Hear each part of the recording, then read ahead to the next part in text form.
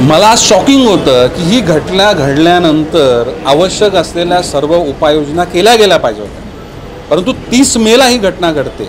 आज 3 दिवस झाल्यानंतर जर आज 1 जूनला देखील बायोमेडिकल इंजिनियर इकडे उपलब्ध नाही तर ही दुर्दैवाची गोष्ट आहे। आता तो आजच्या आज उपलब्ध करून द्यावा, नाहीतर आम्हाला उपोषणाला बाहेर बसावं लागेल। अशी चूक किंवा हलगर्जीपणा आणि घटना घडल्यानंतर देखील जर आपण निग्लेक्ट करत असू तर ही गोष्ट चुकीची आहे आणि याचा मी निषेध करतो।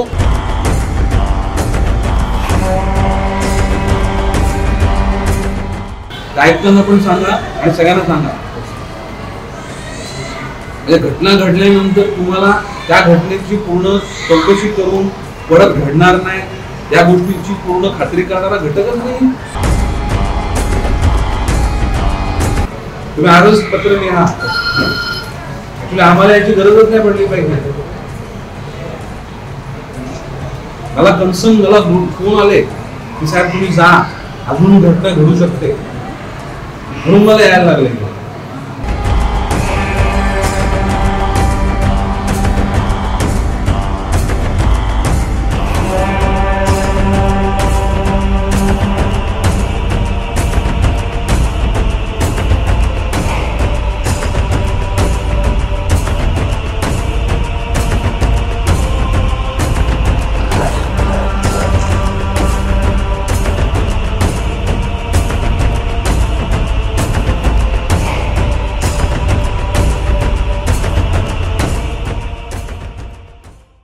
वाशी स्थित नवी मुंबई महानगरपालिका अस्पताल में हाल ही में पीडियाट्रिक थैलेसीमिया विभाग में शॉक सर्किट से आग लगने की गंभीर घटना घटी थी। वहीं ऑक्सीजन की पाइपलाइन लीक होने से ये आग भड़की और बच्चों को तुरंत दूसरे वार्ड में शिफ्ट करना पड़ा था। ऐसे में मरीजों की सुरक्षा और भविष्य में ऐसी ही घटना की पुनरावृत्ति होने की संभावना के फायर अलार्म के मद्देनजर आज नवी मुंबई भारतीय जनता पार्टी के जिलाध्यक्ष और पूर्व विधायक संदीप नाइक ने वाशी स्थित नवी मुंबई महानगर पालिका अस्पताल का औचक निरीक्षण किया। इस दौरे में संदीप नाइक ने 30 मई को एक अलार्म की घंटी के बावजूद भी आंख बंद तमाशा देखने की भूमिका अख्तियार करने वाले नवी मुंबई महानगर पालिका प्रशासन को आड़े हाथों लिया। संदीप नाइक तब और चौंक गए जब इस बात का खुलासा हुआ कि ऐसी आगजनी घटना में सबसे अहम भूमिका निभाने वाले बायोमेडिकल इंजीनियर ही अस्पताल में नियुक्त नहीं है, जबकि प्रोटोकॉल के तहत हर अस्पताल में बायोमेडिकल इंजीनियर होना अनिवार्य है। इसी पर आग बबूला होते हुए संदीप नाइक ने कहा कि अगर तत्काल बायोमेडिकल इंजीनियर की नियुक्ति नहीं की गई तो वे उपोषण करेंगे। वहीं दूसरा चौंका देने वाला मुद्दा था अस्पताल के ऑक्सीजन और इलेक्ट्रिक यंत्रणाओं के ऑडिट का। एनएमएमसी की कोताही पर दूध का दूध और पानी का पानी करते हुए संदीप नाइक द्वारा उठाए गए एक एक सवाल पर खुद नवी मुंबई महानगर पालिका के अधिकारी भी संतोषजनक जवाब न दे पाए।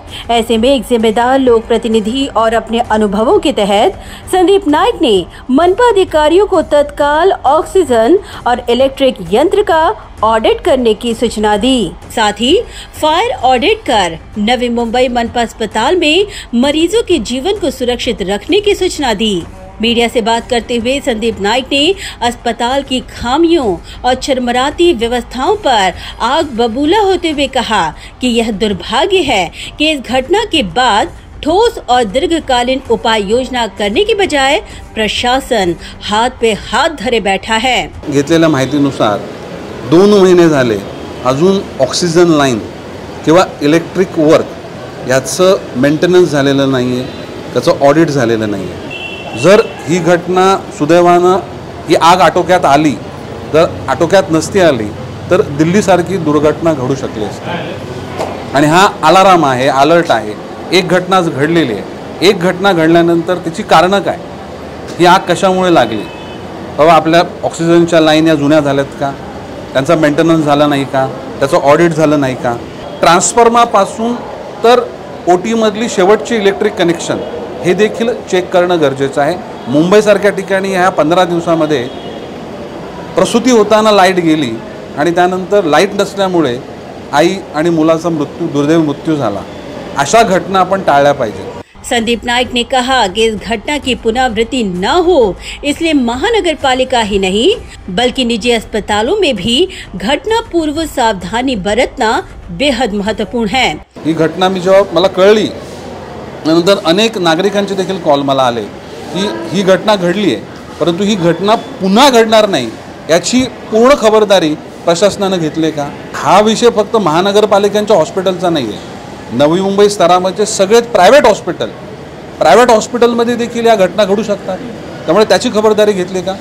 जुलै महिन्यामध्ये पेशंटची संख्या वाढते, आपल्या कॅपॅसिटीच्या पेक्षा जास्त पेशंट येतात, त्यांना आपल्याला ट्रीट करावं लागतं, संपूर्ण उपलब्ध असलेल्या यंत्रणेवर ताण येतो आणि असा ताण येतो त्यावेळेस अशा दुर्घटना घडतात। त्यामुळे त्याची खबरदारी, त्याची बॅकअप, डीजी सेट्स या सर्व गोष्टींचं मेंटेनन्स किंवा मॉक ड्रिल्स हे होणं गरजेचं आहे आणि त्या अनुषंगानं आज स्वतः जाऊन पाहिलं पाहिजे।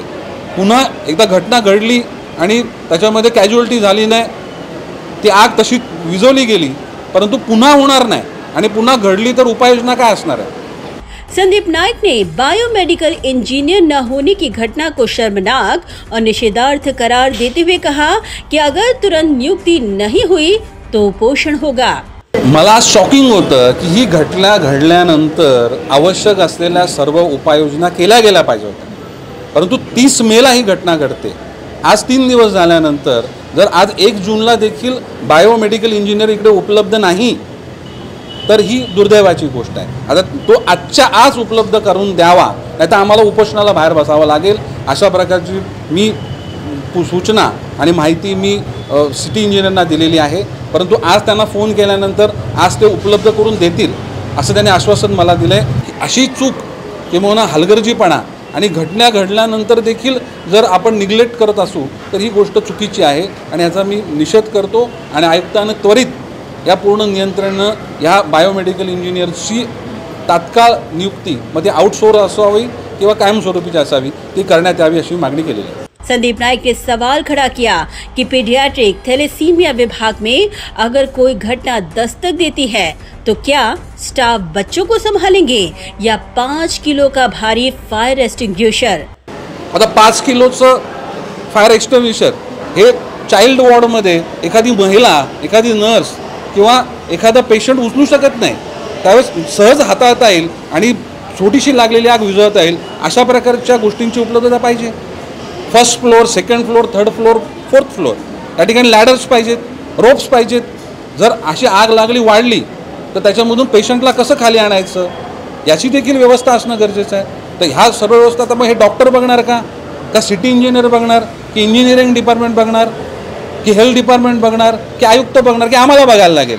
या गोष्टी देखील ठरल्या पाहिजेत आणि त्यामुळे नव्यानं त्या ठिकाणी आलेले आयुक्त, नव्याने आलेले सिटी इंजिनियर यांना देखील जे हॉस्पिटलचे इंचार्ज आहेत, जे हेल्थ इंचार्ज आहेत, यांनी आपल्या मागण्या, आवश्यक असलेल्या मागण्या, गरजेच्या मागण्या या आपल्या ऑथॉरिटीजकडेपर्यंत पोहोचवणं आणि पोहोचून फक्त वाट बघणं नाही, ते लगेच त्यांची उपलब्धता करून घेणं हे देखील गरजेचं आहे। या घटना टाळणं आणि या घडल्या चुकून तर त्यावेळेस आपलं त्याला डॅमेज कंट्रोल कसं आहे, त्यावेळेस लोकांना कसं बाहेर काढणार, त्या आगीवर नियंत्रण कसं ठेवणार, या सर्व गोष्टीचं नियोजन होणं आणि त्याचा बॅकअप प्लॅन तयार असणं हे गरजेचं आहे। आणि त्या अनुषंगानं आता हे वाशीचं हॉस्पिटल, परंतु Nerul hospital, Belapur hospital, Airoli hospital आणि नवी मुंबईतले सर्व हॉस्पिटल यांच्याकडे अशा खबरदारी घेतल्यात का याची देखील माहिती घेणं, ऑडिट करणं हे गरजेचं आहे। वहीं नवी मुंबई मनपा अस्पताल में अलग अलग विभागों के बीच योग्य समन्वय के लिए संदीप नाइक ने समन्वय विंग होने पर जोर दिया।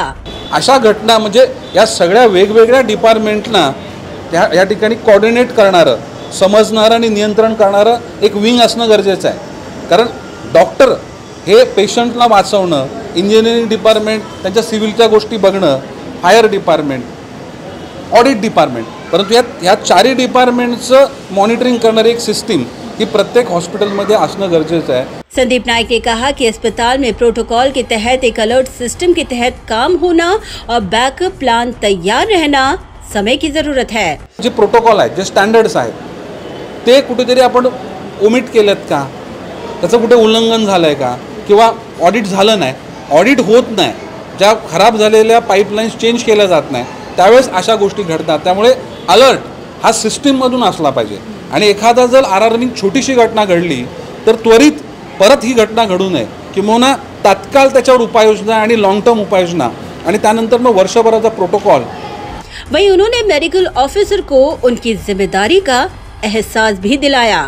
जे प्रोटोकॉल आहेत, जे स्टँडर्ड्स आहेत, ते कुठेतरी आपण ओमिट केलेत का, त्याचं कुठे उल्लंघन झालं आहे का, किंवा ऑडिट झालं नाही, ऑडिट होत नाही, ज्या खराब झालेल्या पाईपलाईन्स चेंज केल्या जात नाही, त्यावेळेस अशा गोष्टी घडतात. त्यामुळे अलर्ट हा सिस्टीममधून असला पाहिजे आणि एखादा जर अलार्मिंग छोटीशी घटना घडली तर त्वरित परत ही घटना घडू नये, किंवा तात्काळ त्याच्यावर उपाययोजना आणि लॉन्ग टर्म उपाययोजना आणि त्यानंतर मग वर्षभराचा प्रोटोकॉल हा सेट होणं गरजेचं आहे. आपल्या रेग्युलर कामाच्या पेक्षा आपण काहीच कामं असतात ती चेक केली पाहिजेत. आता ते माझ्या डिपार्टमेंटचं नाही आहे, ते त्या वेगळ्या डिपार्टमेंटचं आहे, मी पाठवलं आहे पण अजून त्याची पूर्तता झाली नाही, अशा गोष्टीमध्ये थांबून जमणार नाही. जे कोणी इकडचे प्रमुख 4-5 लोक आहेत त्यांनी तो आवाज उचलला पाहिजे, पत्रव्यवहार केलं पाहिजे, स्पष्टपणे बोललं पाहिजे. कारण घटना घडली तर तुम्ही फॉलोअप केला नाही तर तुम्ही पत्र लिहिलं म्हणून तुम्ही त्यातून सुटले असं नाही. तुम्ही ती गोष्टीची उपलब्धता किंवा तो प्रोटोकॉल फॉलो केला आहे का याची पूर्तता करण्याची जबाबदारी देखील या प्रमुख मेडिकल ऑफिसर्सची आहे आणि त्यांनी ती केली पाहिजे. संदीप नाइक ने कहा कि एक लोक प्रतिनिधि होने के नाते लोगों की सुरक्षा को प्राथमिकता देना उनका दायित्व है और इसी भूमिका के तहत उन्होंने यह दौरा किया है. या शहराचा नागरिक, या शहराचा लोकप्रतिनिधी आणि जेव्हा जबाबदारीनं लोक अपेक्षेनं आपल्याकडे बघतात आणि आपण घडलेल्या घटनेची माहिती घेणं आणि योग्य पद्धतीची उपाययोजना झाली की नाही याच्यावर नियंत्रण ठेवणं, ते बघणं हे लोकप्रतिनिधीचं काम आहे.